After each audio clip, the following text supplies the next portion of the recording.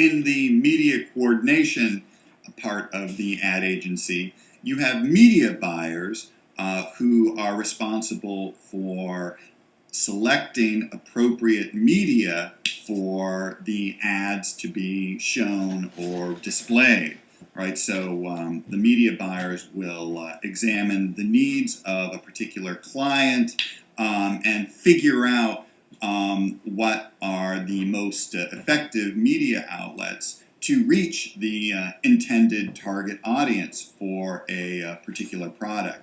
So, for instance, if the advertiser, the ad agency is trying to find appropriate media outlets for, let's say, Axe body spray that is intended to be sold to young male consumer groups. Well, the media buyer might say, okay, well, let's buy some ads for Maxim, right, which is a magazine that reaches young males. Let's also buy some TV ads, TV space for TV commercials on Spike, the cable service that also appeals to young males. So again, media buyers try to scope out and figure out what's the most appropriate media outlets to reach the intended target audience for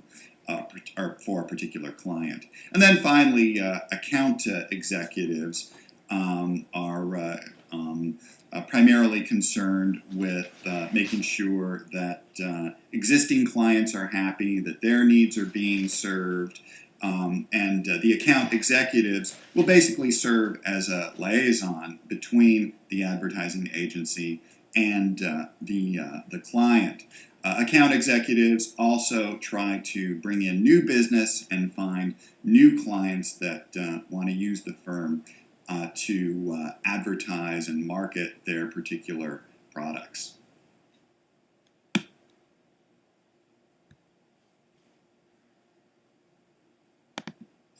As you might suspect, with the growth of online digital media, advertisers have moved to these newer media as well, so that advertisers are devoting more of their advertising budget to advertise their products and services online.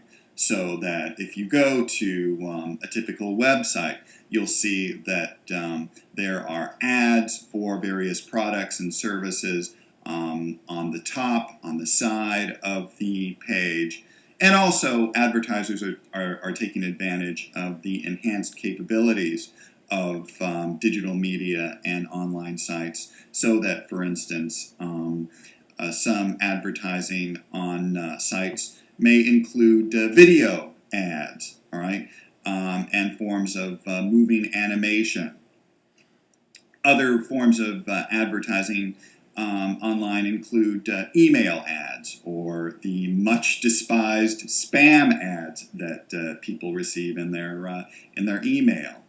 Now, one of the most lucrative forms of advertising online is through paid search advertising. This is where a company, an advertiser, will pay a search engine like Google a certain amount of money to have their products and services and websites prominently featured in search results. All right, so that when an advertiser makes an arrangement with Google in this way, when a person does a search using certain keywords, the advertiser's site may come up at the top of the search listings in a special category at the top of the results labeled,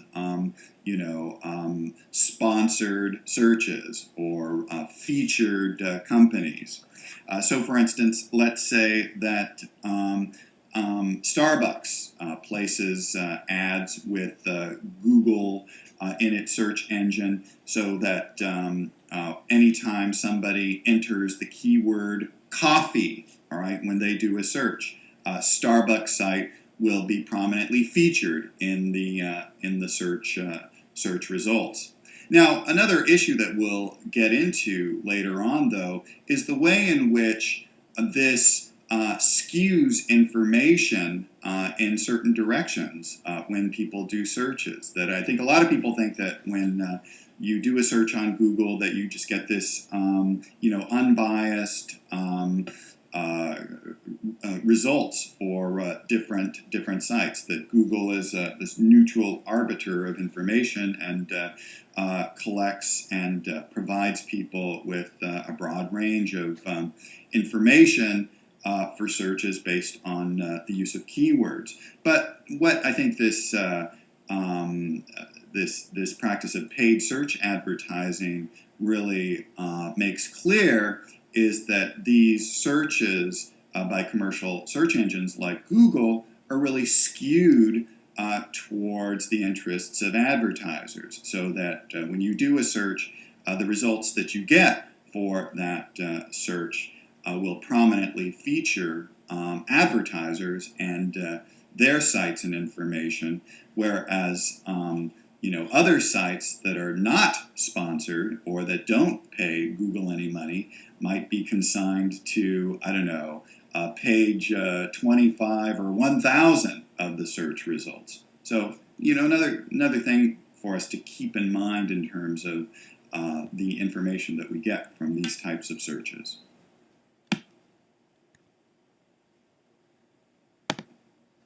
One of the distinctive features of online advertising is the ability of the advertiser or its agent to collect a great deal of information on individual users and consumers, and then to use that information that is collected to target specific individuals in a more effective manner to try and get that person to view and respond to ads for particular products that are shown online. So an advertiser or its agent will collect information about the demographic background of a particular user, the person's age, sex, geographic location, educational level, and so forth. It does this in part through online surveys where the advertiser asks the user to respond to certain questions. Respond to certain questions. The advertiser also places cookies on the user's computer or device that also tracks the user's movements online and further collects information about the user. The advertiser tracks a user's ad impressions. That's when a person simply views an ad on a particular site. The advertiser also collects information on the number of click-throughs. That's the number of time a person will actually not only view an ad, but click on it online to go to the site where the link is for a particular product. Now, on the basis of all of this information that is collected on the consumer, the advertising agency or organization will then target a specific individual for products and services that the advertiser is trying to reach. And this practice is growing increasingly sophisticated. Just a personal example of my own. A few months back, I wanted to see a comedian at Mohegan Sun. So I searched online for when the comedian would be performing at this location to buy tickets. I never actually bought the tickets, but then for months after that search, when I would go to a variety of different sites, there would be ads on sites for Mohegan Sun, all right, that hadn't been there before, all right. So I was being specifically targeted by the advertiser for Mohegan Sun.